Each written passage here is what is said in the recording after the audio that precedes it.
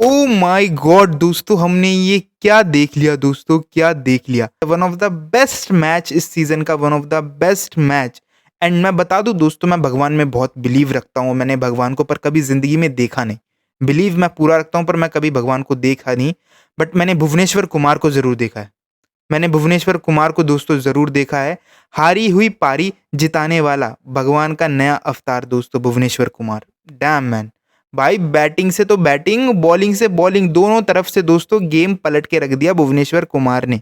और जो deep cover के ऊपर जो छक्का मारा, डैम मैन। सबसे मुश्किल शॉट होता है दोस्तों, सबसे मुश्किल शॉट होता है। तुम क्रिकेट में बात करोगे, कितने भी एक्सपर्ट से पूछोगे, वो यही बोलेंगे कि कवर्स के ऊपर के शॉट बहुत मुश्किल होते हैं।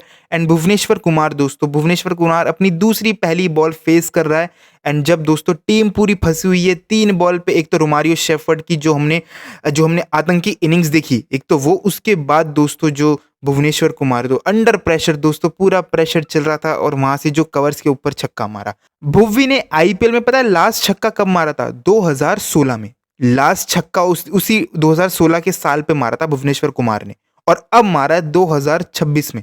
10 साल बाद भुवनेश्वर कुमार ने आईपीएल के अंदर छक्का मारा। और ऐसा दोस्तों नॉर्मल वॉर्मल छक्का नहीं था, ना आड़ू लपाड़ू शॉट, मैच विनिंग छक्का था। एंड ऊपर से शॉट की तुम बात करो दोस्तों, सबसे मुश्किल शॉट माना जाता है क्रिकेट में। और आज का जो स्टार्टिंग से गेम जिसने पूरा सेट किया, वो भाई भुवनेश्वर कुमारी। भाई 4 विकेटें अपनी बॉलिंग से, और उसमें भी तुम बात कर लो, टॉप ऑर्डर पूरा मुंबई का भाई खा के फटक दिया। भाई भुवी ने खा के लिटरली रार रिकल्टन को आउट किया वहां, रोहित शर्मा एंड सूर्य कुमार यादव को डक पे। एंड जब तिलक आखिरी में सेट हो चुका था, भाई 50 हो चुकी थी तिलक की, जब बहुत कंफर्टेबल पोजीशन पे लग रहा था तिलक, एंड वहां आके भाई तिलक को बोल्ड मारना।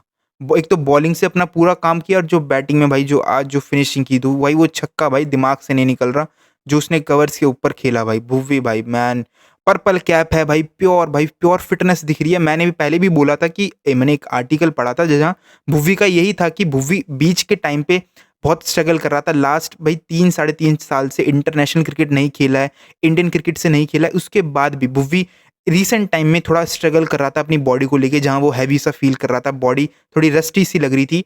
बट भुवी ने भाई जिम शुरू किया, अपनी फिटनेस शुरू की, कैलोरीज डेफिसिट की, अपने ये कार्ब्स पूरे हटाए, चीनी चाय जो सब होती थी इस ऐसे अपनी पूरी डाइट से कट ऑफ किया, एंड अपनी फिटनेस पे फोकस किया। एंड अब देख लो दोस्तों उसका रिजल्ट।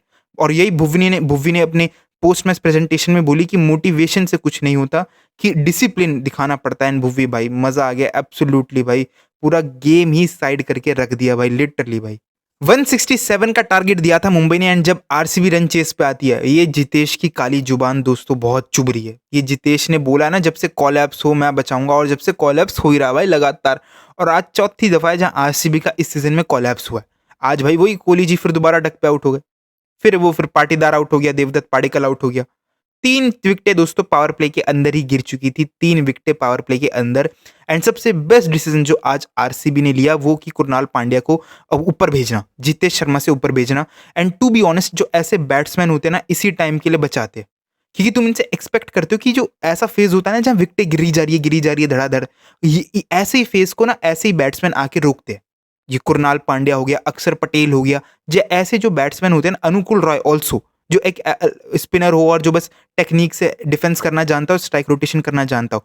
लिटरली कह रहा हूँ, ऐसे ही बैट्समैन कॉलैप्स आके हर बारी बचाते हैं।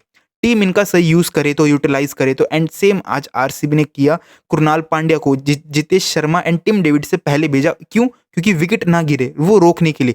एंड जो फेस था बैथल एंड जो कुरनाल पांड्या के बीच में 75 रन की पार्टनरशिप हुई थी, मोस्ट इंपॉर्टेंट पार्टनरशिप थी। बैथल की इनिंग्स बेशक आज इतनी फ्लो वाली नहीं थी, वो ये कि सॉल्ट वापस आ चुका है। सबसे बड़ी बात ये है कि भाई सॉल्ट वापस आ चुका है, वो अब अगला मैच पक्का डेफिनेटली सॉल्ट ही खेलने वाला है। बट जो सबसे बेस्ट पार्टनरशिप थी, वो यही थी बैथल एंड कुरनाल के बीच भी। 46 बॉल पे 73 रन बनाए, जिसमें 5 छक्के मारे। सबसे बड़ी बात, 5 छक्के, और टाइम टू टाइम मारे। टाइम टू इनिंग्स कहीं लगी ही नहीं भाई ये कुरनाल पांड्या की, वो कहीं अटक रहा है। लिटरली एक दफा भी नहीं लगा देख के कि यार ये थोड़ा स्ट्रगल कर रहा है। जहां तुमने देखा होगा कि भाई कोहली डक पे आउट हो गया, बैथल स्ट्रगल किया। इवन तुम बात करोगे रजत पाटीदार की, उसने भी थोड़ा स्ट्रगल किया, बॉल मिस हो रही थी। एंड देवदत्त पाडिक्कल ऑल्सो, इन जो टॉप ऑर्डर था सबने स्ट्रगल किया। बट तुमने कुरनाल की इनिंग्स की स्पेशल बात ये थी, उस बंदे ने स्ट्रगल ही नहीं किया। लिटरली चाहे पेस हो भाई, कॉर्बिन बॉश को बढ़िया खेला, दीपक चहर, भुवी, जसप्रीत बुमराह हो गया, सबको भाई उसने बहुत फ्लो इन्फ्लुएंटली खेला। कहीं लगा ही नहीं कि वो फंस रहा है। भाई क्या इनिंग्स थी, क्रैम्प आ गए भाई, छक्के मारने पे लगा है। एंड जो एक डिफाइनिंग जो ओवर था वो था भाई वो अलग अफर का जो आ गया था, जो सूर्या ने आई थिंक वो स्पिनर को दे दिया था, और जो उस ओवर में भाई जो उसने कुणाल पांडे ने एक्सक्रेट कर दिया, 2 छक्के निकाले, बेशक उसी ओवर में आउट हो गया, बट वो मोमेंटम वो भाई वो उसने कभी तोड़ने नहीं दिया क्रैम्प के बाद आने के बाद भी। टू बी ऑनेस्ट लग नहीं रहा था कि मैच इतना फंस जाएगा, टू बी ऑनेस्ट रना बॉल ही चाहिए, रना बॉल से आसपास ही गेम चल गया था, जहां 8 की रन रेट थी आरसीबी की, 8 और 7 की रन रेट थी, इतना मैच जाना ही नहीं चाहिए था। वो टिम डेविड का डक पे आउट होना वो थोड़ा बैकफायर कर गया। एंड जितेश शर्मा, आज लग रहा था कि भाई गेम फिनिश करके जाना चाहिए, क्योंकि फॉर्म ही नहीं है बिल्कुल बंदे में, पर आज भी 18 रन बना के गया। लिटरली आज जितेश को गेम फिनिश करके जाना था भाई, क्योंकि एक साइड से कुणाल खड़ा था, उसका पूरा आखिरी तक गेम लेके जाता, फिनिश करता, भाई मजा आता। बट भाई जितेश सम टाइम भाई ये केयरलेस शॉट खेल देता है। टू बी ऑनेस्ट कीपिंग में इसका कोई नो डाउट अबाउट इट भाई, जो ये कीपिंग करता है, बट बैटिंग में दोस्तों वो ना बिलीव नहीं कर पा रहे, क्योंकि बीच में पिछले 2024 वाले सीजन में बात करोगे, 25 वाले में, उसमें थोड़ा बिलीव था कि भाई ये हाँ डिलीवर कर देगा, पर अब तो लिटरली कह रहा हूँ बिलीव हट चुका है इससे, कि जब भी कोलैप्स हो ये आए तो समझ जाओ दोस्तों तुम इस पर बिलीव नहीं कर सकते हो। ऐसी हालत चल रही है जितेश शर्मा की फॉर्म की, और जो इसने बातें बोली थी भाई जब से कोलैप्स ही होया जा रहा है, क्योंकि बहुत ही मस्ट विन गेम था आरसीबी के लिए, क्योंकि दोपहर में तो चेन्नई मैच जीत गई थी, चेन्नई के भी 12 पॉइंट हो गए, एंड आरसीबी के भी 12 पॉइंट थे, और आरसीबी टॉप 4 पे आ गई थी। पहले आई थिंक नंबर 2 पे थी, नंबर 2 से सीधा गिर के टॉप 4 पे आ गई थी। एंड बहुत भाई तुम टॉप ऑफ द टेबल तुम 5 टीम का देखोगे, टॉप की 5-6 टीम का सबके 12-12 पॉइंट हो रखे हैं। तो ये बहुत ही मस्ट विन गेम था भाई, और जहां लग भी रहा था पहली इनिंग्स में कि यार ये आरसीबी बड़ी कंफर्टेबली जीत जाएगी, पर जिस हिसाब से पिच थी भाई बहुत दाद देनी पड़ेगी भाई जो भी पिच क्रिएटर को, one of the best pitch थी इस साल की पूरे आईपीएल की, वन ऑफ द बेस्ट, जहां भाई बैटिंग के लिए भी कुछ था, और पेस स्पेशली पेस बॉलरों के लिए भी कुछ था इस विकेट पे। जो 200-240 वाले गेम होते हैं यार, ये लिटरली बहुत इरिटेट करते हैं। तुम बॉलर बैटिंग पे बात करो, तुम बॉलर से भी पूछोगे, एंड तुम एक्सपेक्टेटर से भी पूछोगे, जो फैंस बाहर से मैच देख रहे हैं, लिटरली कुछ होता ही नहीं, बस बॉलर छक्का चौका खा रहा है, और वो थक जाते हैं भाई देख देख के। तो इस सीजन में one of the best pitch थी लिटरली, जहां भाई बॉलरों के लिए भी कुछ था और बैट्समैन के लिए भी कुछ था, जहां अपना टाइम लेने के बाद, जो टिपिकल जो क्रिकेट कहते हैं जैसे कि बैट्समैन अपना टाइम ले ले उसके बाद इनिंग्स बिल्ड कर ले, तिलक की भी सेम इनिंग्स थी, जो उसने पहले टाइम लिया आखिरी में फिनिशिंग करने गया। एंड कुणाल पांड्या की भी, क्यों भाई पिच ऐसी थी जहां बॉलरों के लिए भी कुछ था और बैट्समैन के लिए भी। तो आई विश की ऐसी पिचेज ही बनाओ भाई, नहीं देखने तुम्हारे 260, 270, 230, क्योंकि छक्के चौके देख देख के थक चुके, क्योंकि सेम पता है यार हर बॉल पे छक्के चौके आ रहे हैं, तो क्या एक्साइटमेंट है। सिंगल डबल जब मैच ऐसा फंस जाता है, बॉलरों के लिए हेल्प मिल रही है भाई, इससे प्यारा क्रिकेट दोस्तों नहीं होता। जो टिपिकली जो 160 से 170-80 वाले रन चेज होते हैं, इतना टारगेट होता है, इतना गेम होता है भाई, ये बेस्ट है, to be honest best. But तो मुंबई की बात करोगे तो ऑफिशियली एलिमिनेट हो गई है दोस्तों, एलिमिनेट हो गई है। पांड्या को भी कैप्टेंसी से हटा दिया, तब भी इनकी हालत है, पता है क्यों? पांड्या की गलती कभी थी नहीं, क्योंकि इनकी पूरी टीम की गलती है, क्योंकि कोई फॉर्म में नहीं है। तुम ऊपर से बैटिंग में बात कर लो, मिडिल ऑर्डर में बात कर लो, एंड बॉलिंग में स्पेशली आज दीपक चहर जरूर चल गया, बट बुमराह ने विकेट नहीं ली ऐसी पिच पे, ऐसी पिच जो भाई भुवी ने बड़ी तरीके से स्विंग कराई, इवन दीपक चहर ने स्विंग कराई, कॉर्बिन बॉश 4 विकेटें लेकर गया। तो तो प्रॉब्लम है, आज अब पिच अच्छी मिली तो बॉलर आखिरी में मैच तो पुल कर दिया था, बस वो ये कि आखिरी में फिनिश नहीं कर पाए, रन कम रह गए थे। 180 होता माइट भाई बहुत मुश्किल हो जाता आरसीबी के लिए रन चेज करना। बट भाई इस साल जो मुंबई का जो पूरा टूर्नामेंट रहा है वो यही रहा है कि इनका पूरा टीम फेलियर है।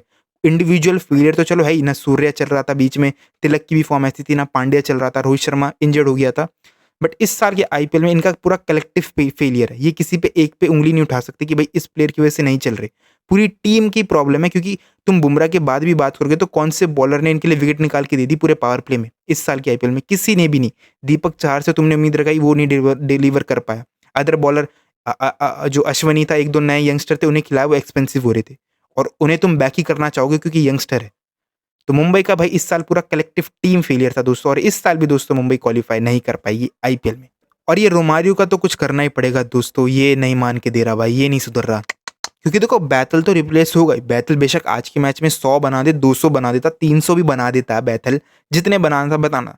पर ये तो सबको तय था कि एक बारी सॉल्ट आएगा भाई, सॉल्ट डेफिनेटली खेलेगा, उसमें तो कोई संदेह नहीं था।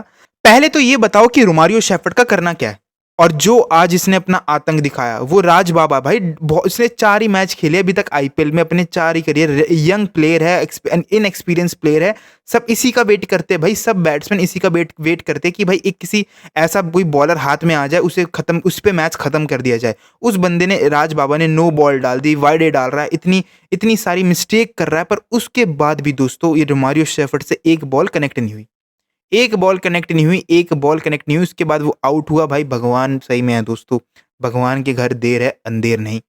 जो भाई ये एक तो आउट हुआ, अच्छा है आउट हुआ, इससे कुछ कनेक्ट नहीं हो रहा था, और जो भुवी ने आके भाई जो सडनली मैच पलट दिया मैन, वो 4 विकेट जो ली आज भुवी ने वो अलग साइड, और जो एक जो छक्का पे जो फिनिश किया गेम भाई वो अलग साइड। एंड आखिरी में भाई तुम राशिक दार की जरूर तारीफ करना चाहोगे, क्योंकि उसने अपना दिमाग लगा के शॉट हवा में नहीं खेला, क्योंकि सारी तुमने देखा होगा कि ऑफ साइड पे पूरी फील्ड सेट कर रखी थी लास्ट बॉल पे जब 2 रन चाहिए थे, उसने जस्ट टैप एंड रन सामने ही खेला। वो तो अच्छी बात है कि वो बॉलर के हाथ में बॉल नहीं आई, एंड उसके डाइवर्ट होके वो 2 रन वहां कंप्लीट ले पाए, एंड आखिरी में डाइव मार के रन कंप्लीट किया मैन। बट रोमारियो शेफर्ड का दोस्तों बहुत वो हो रहा है, और सूर्य शर्मा की भी तुम बात करोगे, 2 मैच से उसने अपनी स्पेल पूरे कंप्लीट नहीं की, तो एक थोड़ा वो कंसर्न जरूर है। बट तुम रोमारियो शेफर्ड की बात करोगे, 2 बैक टू बैक मैचेस हो गए जहां वो गेम फिनिश ही नहीं कर पाया, 2 बैक टू बैक मैचेस, तो थोड़ा कंसर्न है। माइट भी भाई बहुत मौके तो मिल ही रहे हैं, यू नेवर नो भाई। आई थिंक 1-2 मैच का रेस्ट दे सकते हो, फिर दोबारा रिफ्रेश हो सकता है, वो ये हो सकता है ज़रूर।